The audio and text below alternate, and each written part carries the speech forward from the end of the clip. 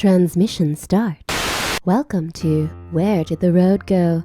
Join us as we wander off the path and explore lost history, consciousness, the paranormal, unexplained mysteries, alternative thought, and much more.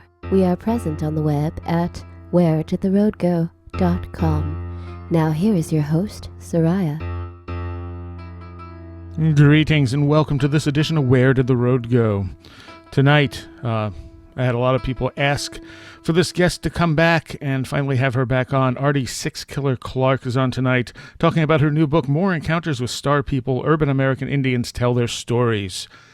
And I think we're going to follow this one up sometime in the near future with an interview, well, not an interview, with a roundtable talking about the implications of some of the data in this book. It's a very good book. I liked her last one. This one's really, really interesting. She has a wide diversity of cases, and there's some connections to a lot of other stuff going on. We may do a roundtable about some of this stuff in the very near future. This is out on Anomalous Books, anomalousbooks.com. They have all kinds of great stuff. You may notice we have a lot of guests from Anomalous because he puts out great stuff. All right. If you were a patron, you already got this show back pretty much. I think I put it up the night I did it on Tuesday night. And I do that whenever I can for patrons as well. You got a patrons-only show from Project Archivist. Now, I had done that with them. It was just for their patrons, and they allowed me to put that up for you guys as well. I also have, we had done an Ask Us Anything in the patron forum, and one of the questions was for a Red Pill Junkie, and I have that, which is going to be going up in a few days as well. If you want to become a patron, it's only $3 a month. It helps us out greatly on the show here. Just go to the website, wheredidtheroadgo.com. And I want to thank everyone who has become a patron, everyone who's not a patron, who just listens to the show, everyone who spreads the word, all our very vocal listeners on YouTube. Thank you all. I can't say that enough. I really can't. All right. Without any further ado, this is Ardy Sixkiller Clarke here on Where Did the Road Go? And I welcome back to the show Ardy Sixkiller Clarke, and we're going to be talking about her new book, More Encounters with Star People, Urban American Indians Tell Their Stories. And Ardy, this is your third book on UFOs? Yes. And this is out on Anomalous Books. This is the second one on Anomalous, right? Right. And this is Native Americans who do not live on reservations, correct? Right. That's okay. Right.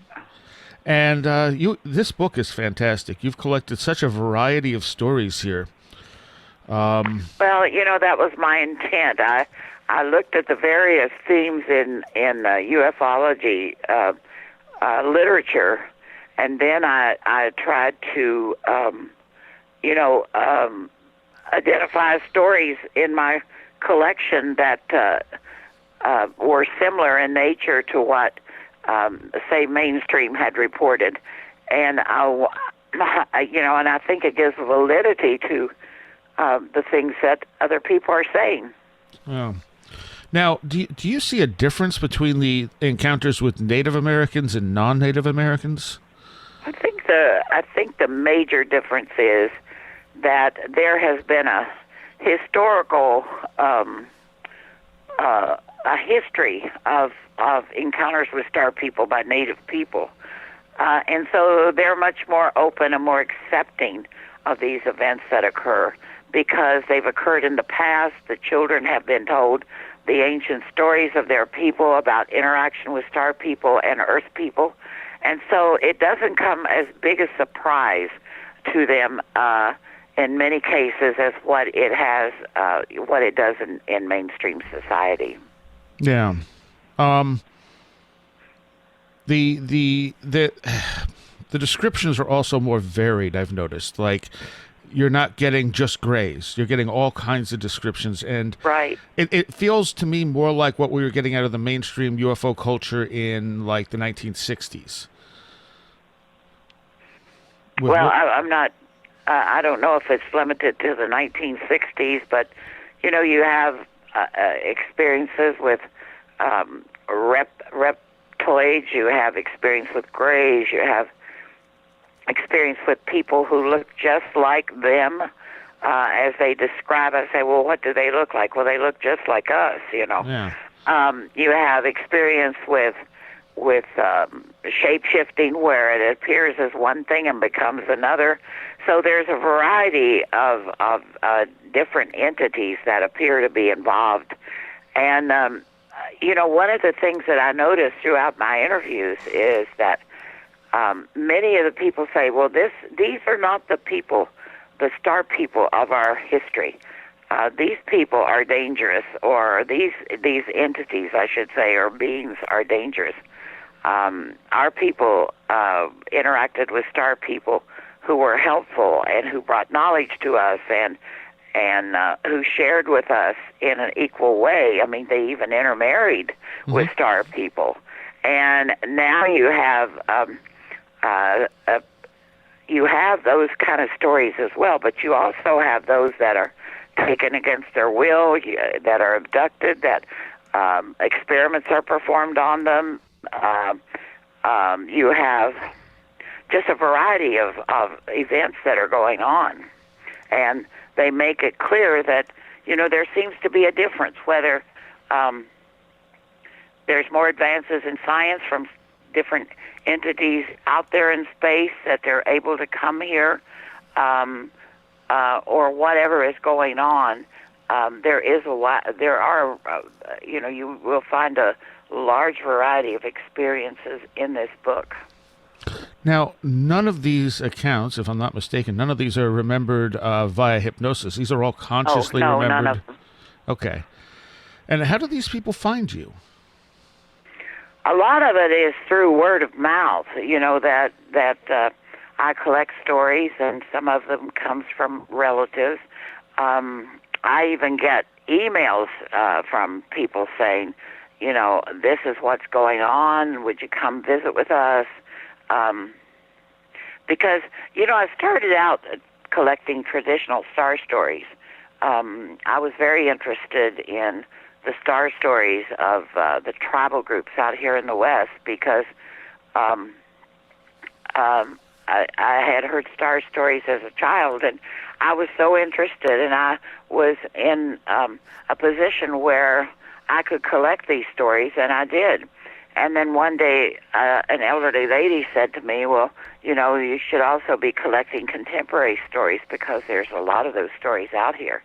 And I said, well, do you have a story? And she said, yes, I do. And so I recorded her story. And she said, and I'll tell you somebody else who's had an experience. And so it's just kind of spread by word of mouth that I collected stories, and wherever I would go, people would a lot of times it's by chance. When I tell people what I do, what I'm interested in, they will refer me to a cousin, an uncle, an aunt, or they themselves may have a story. So it has just grown enormously over the years, and I've literally collected hundreds and hundreds of stories. Now, is there any stigma attached, or I should say, is there as much of a stigma as attached in the Native American culture as there is in, like, the general American culture? Well, I think there is, maybe not to that extent, but there's not as much talk about it in Native cultures. People who talk to me, the majority of them, I would say, told me they had never told anybody else, or only a close relative. They keep it in the family. But definitely there is a fear of being labeled as being weird or unstable. They don't want their stories up on Facebook and Twitter and all those kind of things. That's a big no-no. They don't want any advertisement about who they are, and spoke to me only on the guarantee of anonymity. So I would say that and there's in many of the tribal cultures, there's a lot of teasing. In my first book, these two police officers that encountered a space craft and these entities, reported it at their police station, and they said when we die, they're going to put on our tombstones, something about the little green men, and they were just teased unmercifully by their fellow officers. So that's a concern that they have, that they'll be teased, and it's good teasing, but also it gets pretty old to the people who are the object of the teasing. So there's varied reasons for people keeping quiet. Right. And then a lot of them come forward because they want their story told, because they see that there's a threat out there. Right. And they don't want to personally take on the responsibility of informing people who they are and come out publicly, but they want the warning to be out there. Well, let's talk about one of the stories. Let's do a Watcher in Death Valley. Okay. One of my favorite stories. I met this man when I was camping out, and he has certainly over time has become a good friend. And I was traveling to the Star Trek convention down in Las Vegas when I stopped off and spent the night in Death Valley, and Jim Greydog, I had settled in, and I had walked out toward the fringes of the park there, looking for a good place to observe the sky, when this boy said, called out to me, and he told me that he was a self-appointed watcher of UFOs. He himself, along with a number of high school friends, had been abducted when he was young, and he saw them as being all-powerful. They could change form. They could even imitate the image of his classmates, and they were all taken on board, and it had serious impact on all of their lives. One of the women could never have a child, and she blamed it on these creatures, and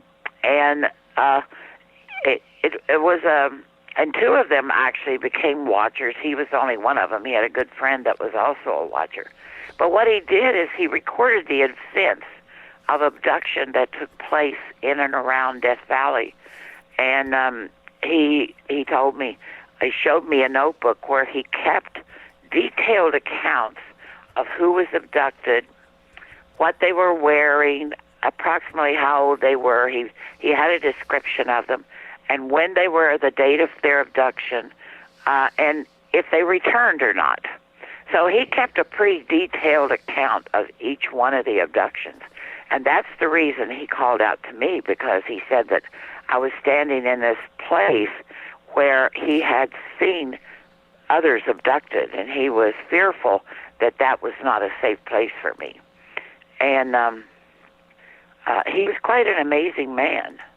And I think everything he told me was true. And he did say some of these people had disappeared and hadn't come back. Right. Or at least not that he saw. Right. Not that he saw. Whether they were deposited someplace else or whether they were kept. I have been told that by some people that they've been given an option of whether they want to go with him or not. That they choose people that have really no connections to the earth, no relatives, no one who would really miss them, and that they disappear. And one of the things I find fascinating when you look at missing persons records, they say about 50% of missing persons are accounted for. They're either runaways or they've met with foul play, or there's some explanation for their disappearance. But 50% are never found, and their disappearance is never explained. And when I listen to some other people talk about how individuals just disappear. Or the lady in my book who talks about going with her daughter and her mother to another planet, and it has all been planned out, and women all over the world are going through the same thing.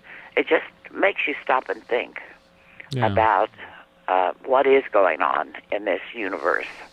Yeah, and she just disappeared. I mean, you were talking to her, and then she just kind of like disappeared, and you have no idea what happened to her. No idea what happened to her. And she had no other relatives than her mother and her daughter, and she told me she was going. And go ahead. There was also the account from World War II where the guy's partner there was right taken, and they said that's because he was going to die and no one was going to miss him. Right. And they said, they told him, we knew you were going to survive the world, but Antonio wasn't going to survive. And so that's the reason we took him, and we kept him. And he stayed. Okay, let's look at the one that's called There Are Many Alien Species. Yeah. Jimmy, he was an elder that I met, and he told me that there are more than one alien species coming here. Well, if you listen to the stories of the people who've had these encounters, obviously, that's true. There are all kinds of different species coming here. What their intent is, Jimmy's concern was what was their intent. He doesn't think that they all have that some of them are aggressive, that some of them are intent on conquering Earth, that some of them are already here. He said that he watched them shapeshift right before his eyes when he was at the barn of his neighbor, and he said they took an old '55 Chevy that was stored in the barn, and they drove off.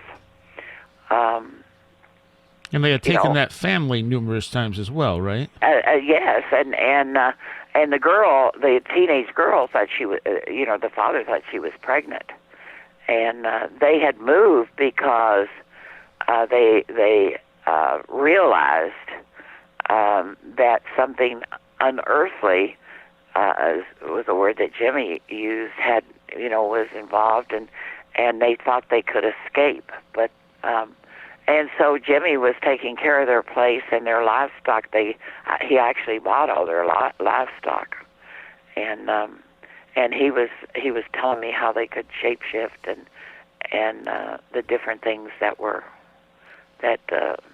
going on at that ranch.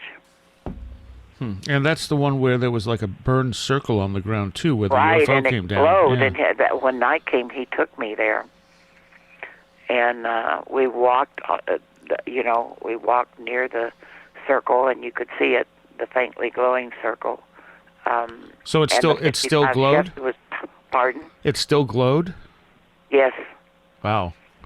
Yeah, faintly, but it still glowed. You could make out the outline of the circle. Now, in a number of these stories, you have them talking about how they can control minds. Mm-hmm. And it makes me wonder if we can assume that anything we're seeing is real, if they can actually control what we see.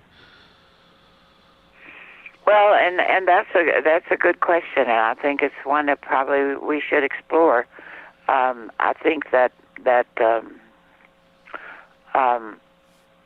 what many of my interviewees have told me is that it only works on about 80 to 85% of the population. And in some cases they use drugs, and in others they simply use their mind. But the aliens themselves admit that it doesn't work on everyone. But they aren't concerned about the percentage that it doesn't work on, because they frankly tell them that nobody's going to believe you anyway. Yeah. And but whether they are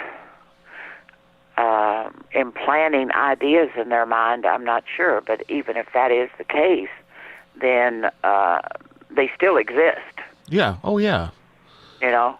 So if they're implanting ideas, they would you know. My personal view is that, I mean, these people seem honest. The people I've talked to that have had experiences seem honest. I've had experiences. I don't tend to doubt people's stories. I think these things happen. I doubt the interpretations of them sometimes, because I think we're dealing with something we don't fully understand, and our mind may make leaps. They may be able to control some of that or influence some of that. They could be something completely different from what they're coming down as, and maybe aliens is the way that they're presenting themselves now. Well, you know, that may be true. I don't know. Why if they're aliens, why would they present themselves? You know, the thing that I think, is quite possible, is that if there are aliens among us, as some of the people I've interviewed believe that to be true, then they're able to take the form of human beings. Now, one of my interviewees told me about these balls of light that could transform themselves into anything they wanted to be, whether it was human or whether they revealed themselves as in their true characteristics, or they could be an inanimate object and nobody would even know about, that it was an alien that was observing. So it's rather interesting to think about that and to speculate on that, because if that's the case, we wouldn't know if our next door neighbor is from another world. True. Although some of us probably have suspicions. Right. You may be right there. All right, let's look at an event in the Everglades. Oh, that's an interesting story, because I had heard about or read about the event that happened with James Flynn from Fort Myers, Florida, who went into the Everglades with his 4 dogs, and he was just a few miles from the Big Cypress Indian Reservation, when all of a sudden his dogs jumped out of the boat and starts chasing a deer. And he waited and waited for his dogs to return, and he finally got out of his swamp buggy and he headed in the direction where he saw them. And then the story goes that he spotted this huge light in the sky above the cypress trees, and this object appeared about 4 feet off the ground, and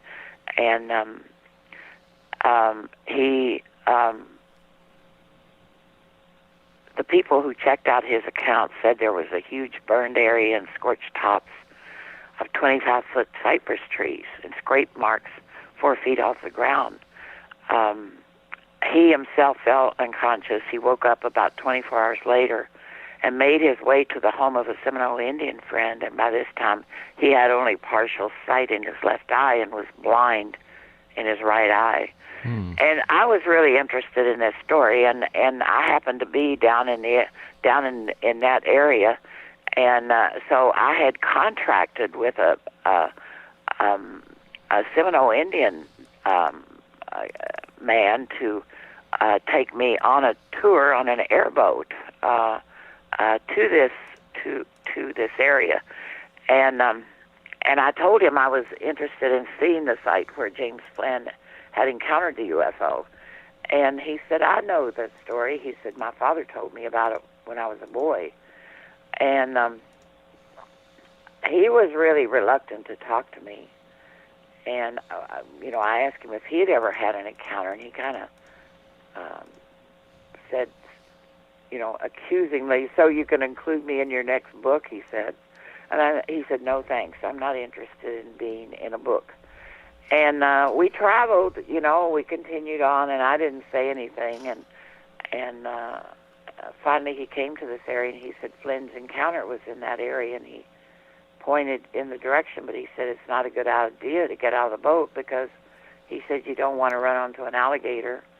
And then he finally kind of loosened up, and he said, "Do you swear you won't tell anyone what I tell you?" And I said, "No, I will not. I will not tell anybody that you told me." And he said it was common to see these mysterious lights over the Everglades. He said there's hardly a month goes by that there's not a sighting, but he said they don't make the news because we just don't talk about them. And he said a few months ago, he said, I got a call from Ben. He said, he's a friend of mine, and he was asking me to come to his rescue. And apparently Ben was in the tour business like him, but he said that night Ben had taken his 2 sons out for an evening, and something happened to their boat, and he couldn't get it started. And so he asked Billy if he would come to his rescue. And he said he headed out immediately. And he said as he got on the water, he said he tried calling him once or twice, and he got no response. He said his cell phone went dead and his GPS malfunctioned as anything else could happen. And he said it was about that time that he saw a beam of light appear above me. And I said, well, did you know the source of the light? And he said, I knew it was aerial because it was coming from overhead. But he said, you know, I had never had an experience where these beams from a spacecraft would come so close to me. And he said it wasn't long before I saw the outline of their ship, and he said there were blue lights that outlined it. And he said then they just zoomed away. And he said once the craft was gone, he said I found Ben, and that was the strange part. He said when I arrived at the boat, he was sound asleep, and his sons were missing. And I said, missing? And he said, yeah, they were nowhere in sight. And he said, I tried to wake up my friend, but he seemed delirious. And he said, so I just headed out trying to find those boys, kind of circling back and forth through the waters there. And he said, I would stop and I would call for them. And he said, just as he was about to give up, he heard this faint cry. And he said he headed toward the sound, and there on a small island, he said, no bigger than my boat, he said he saw the boys naked, huddling together. And I said, well, where were their clothes? And he said, well, I never found them. And he said, I didn't spend a lot of time looking either. He said, I got the boys in my craft, gave them blankets, and headed back toward their father, and his father was still disoriented and not even aware of his surroundings. I said, well, did you ever find out what happened to the boys? And he said, well, I stayed with them until the sun came up, and then I accompanied them back to the dock. And he said by that time, the father appeared to have made a full recovery, and he told about this spacecraft that hovered overboard them, shining a spotlight. And he tried to outrun them, but he couldn't. And the boys had no recollection of what happened to them. They didn't know where their clothes was. But both of them, he said, had a large circular red mark on their necks and a small red mark on their shoulders, about the size of a silver dollar, he said. And I said, well, did they remember how they got it? And he said they have no recollection. So that was the story he told me. He said, I believe they were abducted by aliens. I believe they disabled Ben and abducted the boys. There is no other explanation, he said, because I saw the craft myself as it left the earth. Wow. Interesting story, isn't it? Yes, it's a very interesting story. One of the, I guess, the encounter that near the end of the book, called "A Strange Encounter at Joe's Place," is essentially one of my favorite stories, and Joe is one of my favorite characters too. It's basically a Men in Black encounter. In part, yes, because Joe owned this small convenience store, gas station on the edge of the reservation, and he also had a little pizza shop in this place. And in the afternoons or evenings, it was a hangout for the teenagers. But on the weekends, all these families came because Joe had what he claimed to be the best pizza in the state. And he said that he one night he said it was common that because he didn't have a lot of seating area, I think I was there and ordered a pizza, and there were only about 6 or 7 tables in this place, so very crowded. And he said that the people were very respectful of one another. When they would pull up, they would stay parked outside his place, and then his cousin, who worked for him, would go outside and tell the next couple or family to come in that they had a table free. And so people just accepted that they would have to sit in their cars until there was space for them to come into the little pizza place. And he said that on one particular night, there was a man who walked into the pizza place, and he didn't follow this protocol of waiting for his turn. And he said he was extremely tall, and he said he was dressed in what he said looked like a ski outfit. He said one of those one-piece suits, and he said that he was a very tall, big man. He had light blonde hair, almost white, and blue eyes, and he said that he had some kind of an insignia, he said, on the coveralls that he was wearing. And I said, well, can you describe it? And he told me it was a diamond shape with some kind of odd figures underneath it. He said, I didn't recognize them. They made no sense to me. And he said that he never really spoke, but he pointed. And when his cousin asked him what he wanted, she thought he wanted tea. And so she brought him this boiling pot of water, and he drank it while it was boiling hot. And then he took his spoon and he ate all the sugar in a sugar bowl. And she goes back and she tells Joe, you can't believe this, what this guy just did. So he takes a pot of hot tea out and refills the sugar bowl, and he did the same thing. And he asked him, did he want something else? And he pointed to the menu that it was displayed above the counter. So Joe made him a pizza, and he took it to the back, to one of the back table, and sat down. Well, but this time, people in the shop are starting to notice this strange character that's there. And one woman said he told her that he could control her. And she felt it so strongly, and she didn't even finish her. The family just were trying to gather up their pizza and get out of there because they were so intimidated by this person. And another one said that he made it so she couldn't move. And he told her, that's just the beginning of what I could do to you. And Joe told me, he said, I never paid much attention to all this UFO stuff. He said, but I do believe this man was not human. He said he scared the hell out of me and out of the people in my dining room. And he said, but I fooled him.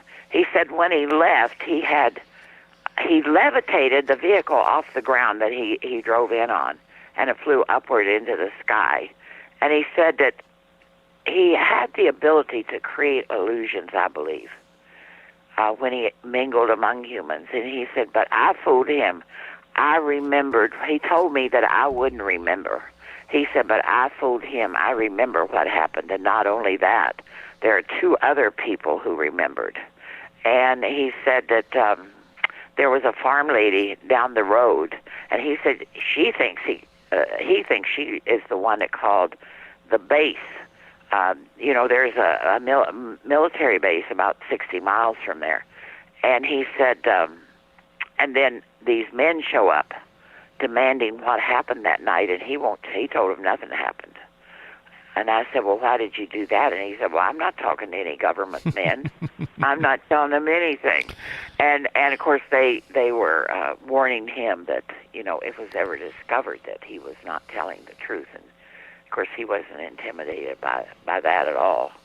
But But he said one thing he was wrong about us. He's talking about this strange man.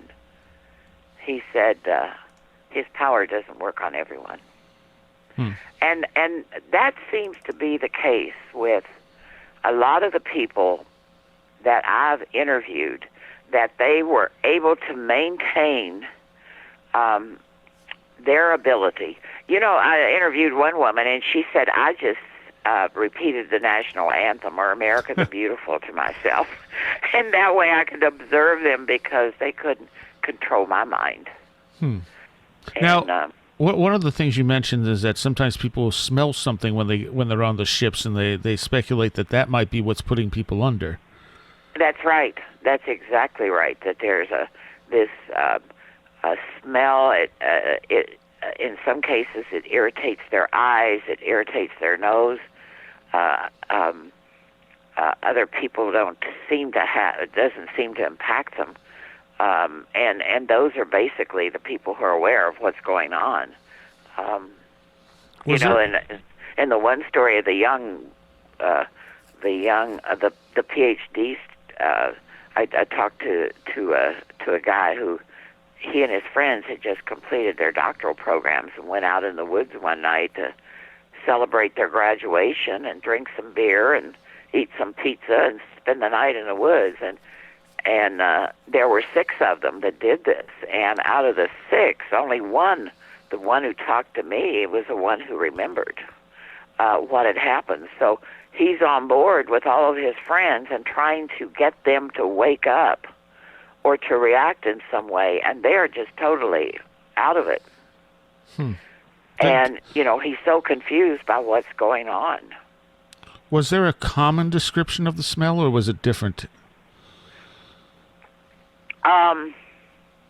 You know, a lot of them talk about a sulfur smell. Some of them talk about a metallic smell. So, you know, I would say that most of them talk about a metallic smell, which might say that it was some kind of chemicals, you know, that they were using to put them to sleep. And didn't someone describe like burning electronics? Yes. Okay. So it's you know, it's different species may have different things that they can use. You know, the mind, the you know, some kind of chemicals that put them to sleep. One of the bits I found amusing in relation, like the story you were just telling, where he was trying to wake up his friends. You tell a story about a woman who, when she wakes up on the ship, she sees a bunch of people there, and she starts basically slapping them around. And I think you said, well... Right, kicking their shins and everything else. And I think you said something... And it was just, you know, I thought, wow, you're beating up on everybody on the ship, because she couldn't understand why she was the only one that was aware of what was going on. Yeah, I think you actually phrased it as when you got done beating up the other victims. Right. That was a question I asked her. You know, when you got through beating up on him, because she kept telling me, I went to this person, I went to this one, and I kicked his shins, or I pulled her hair, you know, and I'm just thinking, I can't imagine, you know, what was going on, you know, because these people are totally unaware of where they are, apparently. And she was the only one that knew what was going on.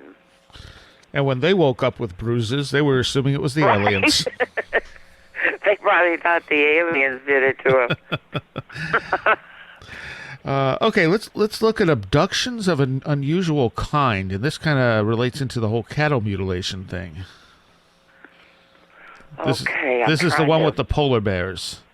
Oh yeah, that was quite a story. You know, this guy who had an engineering consulting company had been hired by the government to do a job up in Alaska, which apparently involved setting a whole series of cameras and monitoring equipment of some kind of government facilities, or I'm not sure. Maybe it was the pipeline. I don't know. All he told me was it was, he couldn't tell me what it was.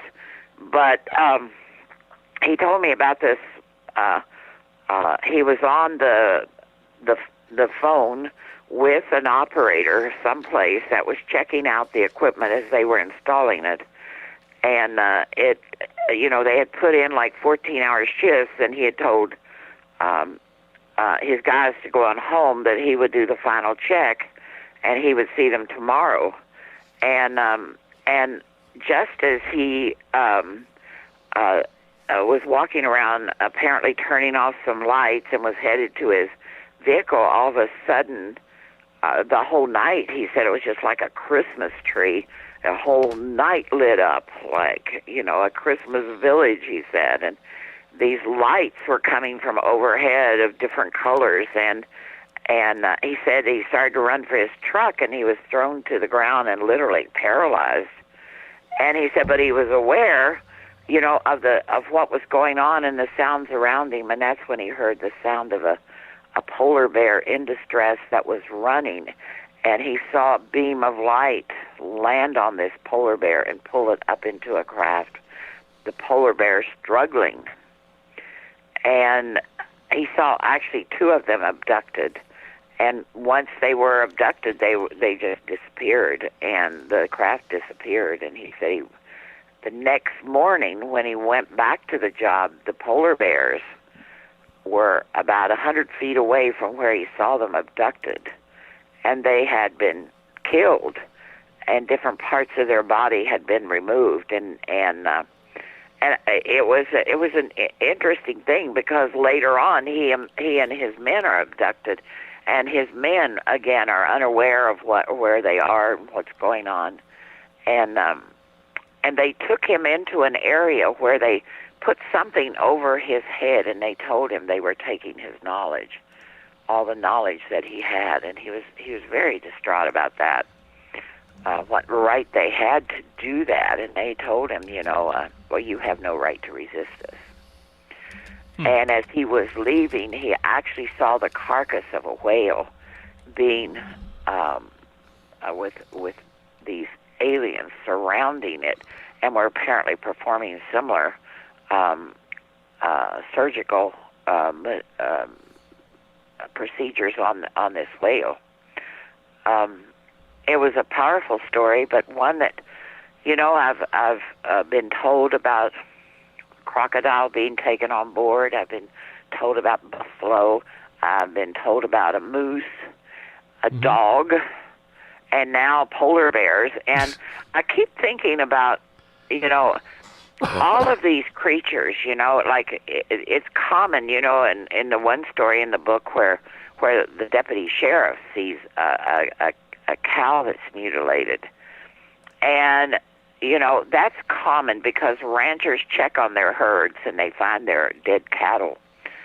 But, who would be out there in Alaska in this isolated region that nobody even knows that exists, and polar bears are taken?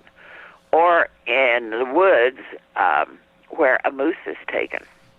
Now, the polar bears... Or even a crocodile. Yeah, but they found the polar bears afterwards mutilated, right? Right, yeah. Right.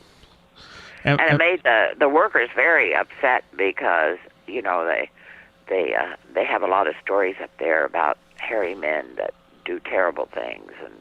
And so they were, his workers were quite frightened. Understandably. Yeah. Another one from Alaska you tell is a UFO at the top of the world. I know. Isn't that a wonderful story? Yeah. And an interesting story because, this man who told me this story worked at the college there. I had gone there to interview for a job as the president of the College of the North Slope, and of course after I was in Barrow for one day, I knew that was where I was going to be for the rest of my life. But Barrow is it is one cold place, and the only way you can get out of there is by plane, and you are at the mercy of Mother Nature. And when I went there for an interview, I was supposed to be there for 3 days. And I ended up spending a week because the weather moved in, and I couldn't get out. No planes could come in and no planes could go out. And I was in this restaurant. The only restaurant in town, at least at that time, was a place called Pepe's north of the border. And it was a Mexican restaurant up there, and that's where everybody congregated. The oil workers would stop off there. I mean, I met some interesting characters there. It was, it reminded me of what it must have been like in the gold rush days in Alaska. But he approached me and he said, I work at the college. I saw your interview. I was part of you. I sat in on one of your interviews, he said, and I hope you will come here and be our leader, he said. But he said, but I heard last night, I was in here and I heard this man telling you the story about a UFO encounter. He said, but I'll tell you the real story, he said. I'll tell you a real one.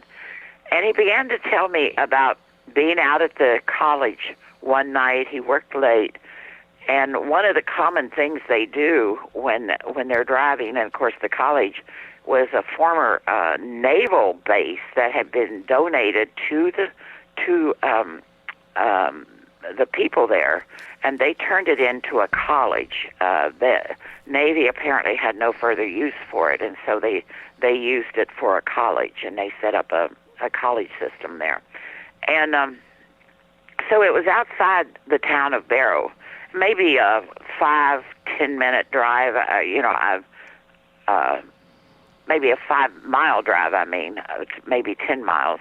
But they would watch. They would tell you, when they brought me back, they said, now roll down your window, and we want you to watch the telephone poles, because if we have to stay between the telephone poles. And this driver said, I'll watch it on my side, you watch it on your side, because we want to stay inside the telephone poles, because if we don't, we could end up on the sea. Mm-hmm. And we don't want to do that. We don't want to drive out on the sea. So anyway, he was telling me how he had rolled down the window. He was watching the telephone poles. And all of a sudden, he said, this bright light appeared in front of him, and he saw a spacecraft actually land. And he said he sat there for a few minutes, and he said all of a sudden he saw this humanoid figure walking toward him. He said he couldn't make out anything about the figure other than he had 2 legs and a head and 2 arms, because of the glare of the light, and he was like silhouetted into the light. But what he started to hear was code, the word code, and this creature seemed to be indicating to him telepathically code. And he said it was like 70 below zero, and it was blizzard-like conditions. And he said all of a sudden he turned around and got back in the craft, and they flew away. And he said that it just must have been too cold for him, is all I can say. But he said that he told me another story about his uncle who was seal hunting and had gone out and actually saw a spacecraft and 4 little men that were outside the spacecraft, and his uncle thought it was so strange because they were dressed in these silver suits that reflected the sun, and his uncle had said it was so strange because they don't know how to dress for this weather. Because you want to wear clothes that absorbs the heat of the sun, not reflects the heat of the sun. So yeah. His uncle thought it was very strange. Huh. That's just some interesting stories come out of Alaska. There's an old story, an ancient story that was told to me by an elder up there by the name of Uncle Mo. And Uncle Mo had a fish camp on the Tanana River, and he would take me up there, and we'd sit, and he would tell me stories. And he told me about an ancient story about the men with tails. And they were reptilian-like creatures that were cannibalistic and who lived near the village of his people. And that others would come and join them in celebration and eat humans, and they would come from the sky. And so his people plotted a way to destroy them those who were living in this nearby village, and he said they never returned after that, but he said we always keep watch, and we tell our children to keep watch. Interesting story, huh? So Yeah. they're reptilian stories from ancient Alaska, too. And you would think reptilians would have issues with that kind of cold, being cold-blooded. You would. I mean, But that's unless they're story. not cold-blooded. Right. You know, we assume they are because that's what they are here on Earth. Yeah. Let's look at a fairly simple one that I thought was interesting, which is I met my wife on a UFO. Yes, that's another interesting story. I was working with this young man. He was in charge of an alternative school for high-risk youth, and he had come to the university looking at perhaps enrolling in our doctoral program in educational leadership, and he was referred to me by the department head, and one day I was up visiting with him, and he was aware that I collected stories, and we're sitting in the cafeteria. There's no one else there, and he says, "You know, I never told you this, but," he said, "I met my wife on a UFO." And I was pretty shocked, and I thought, you know, he's joking, and I looked at him, and he was just dead serious. He led me out back to the ball court. They had a small ball court back there, and he began to tell me about being abducted when he was a young boy. And he said that he always watched the stars, and he'd climb up on the roof of his house, and he would wait, and he had seen a number of UFOs. This particular night he was abducted. He was taken into this large room, he said, where there were dozens and dozens and dozens of other children about his age. And he said that he was aware of what was going on, and there were 3 boys that he spotted that were aware of what was going on. And he approached them, and they were teasing him because he was wearing these underwear that had red devils on them, black underwear with red devils, and they started teasing him what he was doing in his underwear. And he just kind of left the group and started milling around, and he saw this young girl that he just fell in love with her, he said, on the spot. And years later, when he was in high school, he saw her again, and he knew immediately she was the one. And then at some point he tells her how he knows she's the one, and he describes the dress she was wearing that night.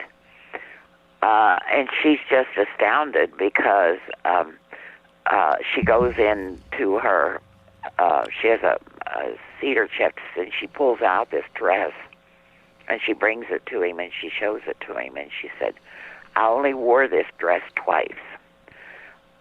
My father gave it to me for my birthday, and so I wore it to my birthday party. And then the next time I wore it was to my father's funeral. And then I put this dress away, and I've never worn it since." She had no recollection of being abducted, but his story convinced her that something truly had happened to her, you know, and he was convinced that, and he even thought that the aliens proved of him becoming her partner. And his abductions have continued over the years. Okay, I think we have time for maybe to squeeze a couple in real quick here. Let's do a deputy sheriff's encounter. Oh yeah, that was an interesting story because this deputy sheriff, he worked for the county sheriff's department, but his grandfather lived on the reservation, and I had known his grandfather for a very long time. I had never met him, but I'd known his grandfather for a long time, and he stopped me on the highway and gave me a hard time, but was giving me a hard time because apparently he knew who I was, and I didn't know who he was. And but when he told me that Percy was his grandfather, he followed me out to Percy's ranch, and I had gone out with food. I was going to cook for Percy, and I'd like to go out and I'd stay overnight at his place. I'd take food and cook for him because he was by himself at the time. When I knew him, I didn't know he had a grandson. Well, anyway, to make the story short, as he's driving to his grandfather's place, he comes up over this hill on the highway, a 2-lane highway, and there's a spacecraft parked in the middle. He said it covered the whole 2 lanes. And about the same time, his engine stops on his vehicle, and the lights go out, and the radio quits. He gets his gun, and he's trying to determine what he should do. And he gets his gun, gets out of the truck, and he gets down in the borrow pit that runs along. He said it was about 6 feet deep. And just as he was getting ready to go investigate and walk toward the craft, he heard these sounds. And he said it was a garbled kind of noise, like he said he thought they were communicating. He said some of the sounds were like hisses, but he couldn't make out any syllables, and he couldn't make out any language that he had ever heard. And he saw these lizard-like creatures that were exploring, and he said out in the field was a cattle herd. And he said that all of a sudden the cattle started to run, and he said that he saw them go in that direction. He stayed hidden, and finally, after they were gone, he goes in to where the herd was and finds this steer mutilated. And he races back to his vehicle, and just as he gets back to his vehicle, he hears these helicopters. He said he knew the sound of helicopters. And he drives to his grandfather's place with his lights out because he didn't want to get stopped by the military, because there was a military base about, 80 to 100 miles away.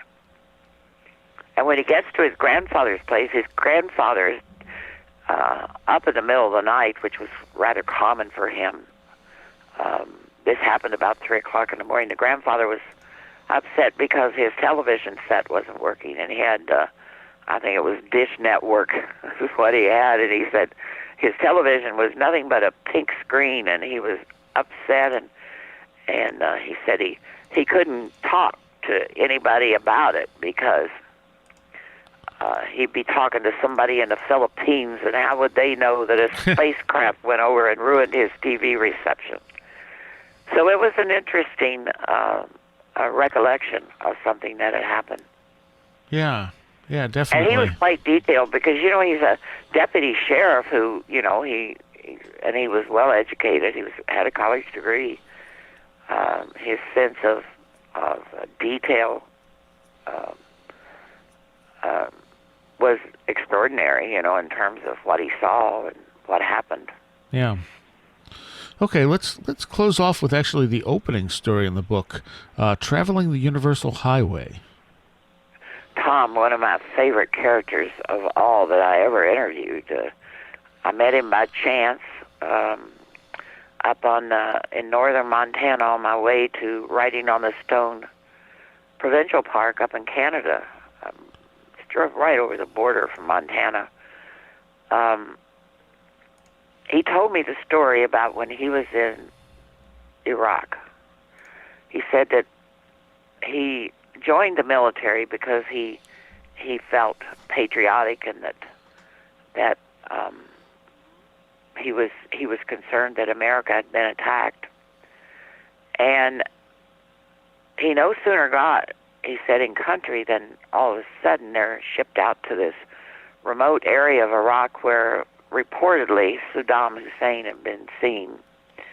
And he said when they got there, it was like an ambush, and they were getting fired on from all directions. And this one sniper on this building was just really shooting all around him. And he stumbles into this vacant building looking for some kind of safety. And all of a sudden, the floor, the sand just started to swirl around him. And when it clears, he's in a cavern-like tunnel, and there is a being standing there beckoning him to follow him. And he comes into an area, he said it was the size of several football fields, and inside was this huge spaceship. And the being welcomes him on board and asks him to go with him, and they'll take him to safety. And when he tells them that he can't do that, that's desertion, that he has to stay with his comrades, they find this very confusing. And then they tell him, well, if you won't go with us, we'll be here tomorrow too, and if you come and want to go, we'll take you away. And he said that when he was a boy, he said there's this universal highway, and this universal highway, you step into it, and you can go wherever you want to go just by thinking about it. And he says that's how spacecraft travel, this universal highway, and why they don't need, scientists say, well, if they can travel, how do they get here? And he says that's how they get here. And he says there's openings all over the world, and the universal highway connects planets and different places on Earth, and so that you can travel. He told me about one time camping there, and a starman came through, and he took him throughout the Montana and the Dakotas and Wyoming, and they visited all the Indian reservations and participated in ceremonies. And he said everywhere I took him, people knew he was a starman, but nobody questioned his existence or why he was there. They called him brother and welcomed him into their ceremonies. And he said that's the way it is with the real star people. They're just like us. So that was his story. Now I often think, about Tom, every time I think of him, he seems to appear on my doorstep. What's for dinner, he'll say. I think, is he a star traveler too? Is he from another planet? I'm still reserved on that. One day I'm going to ask him. Well, so how many stories do you have that you haven't published? All over 1,000. Will you ever publish them, or are you just going to keep it? I'm working on a fourth book. I've been going through my files looking for stories that are really extraordinary, where it changed people's lives. I mean, dramatic changes, like career changes, life changes, that kind of thing. And so far I've found, a couple dozen where people have talked about how their lives have changed. Not as simple like, well, now I know they exist out there, so my life, I know that we're not alone in this universe. I'm talking about where they made a drastic change in their lives, like changed their career or their family was so impacted that changed the family unit, things of that nature. So I'm thinking of writing a book about extraordinary encounters that change people's lives. But considering my age and considering my health, I'm not so sure that I'll be able to ever publish all of them, because I continue to collect stories, and will until I walk the Milky Way. So, I don't think I'll ever be able to tell all of them. Right, and you are doing a series of or another children's book, right? Yes, I've been working on children's books and looking for a publisher. Oh, okay. So if there's anybody out there that publishes children's books, give me a call. Send me an email. And for your listeners, too, please, if you want to write, you want to tell me about your experiences, if you have read my book and you want to talk to me about it, just email me at Ardy, A-R-D-Y, at Sixkiller.com, and I answer every email personally. Okay, and and I read everyone. And your website is Sixkiller.com.